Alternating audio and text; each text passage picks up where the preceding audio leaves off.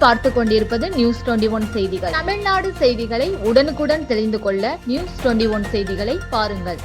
தேனி மாவட்டம் பெரியகுளத்தில் உள்ள நேசம் தொண்டு நிறுவனத்தில் குள்ளாபுரம் வேளாண் தொழில்நுட்ப கல்லூரி மாணவிகள் 5 நாள் கள ஆய்வு பயிற்சி நடைபெற்றது.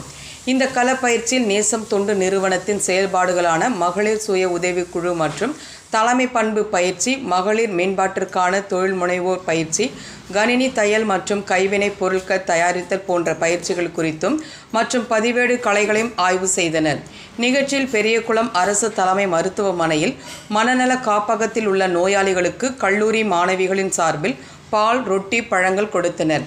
தொண்டு நிறுவனத்தின் நிர்வாக இயக்குனர் முருகன் கல்லூரி மாணவிகளுக்கு குழு விளையாட்டு மூலம் தனித்திறன் மற்றும் தலைமை பண்பு பயிற்சி அளித்தார்.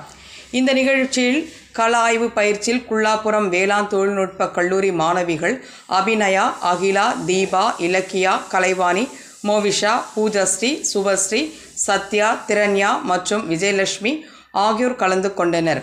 கள ஆய்வில் கலந்து கொண்ட மாணவிகளுக்கு சான்றிதழ் வழங்கினர். நியூஸ் 21 செய்திகளுக்காக பெரியகுளம் செய்தியாளர் கார்த்திக் ராஜா.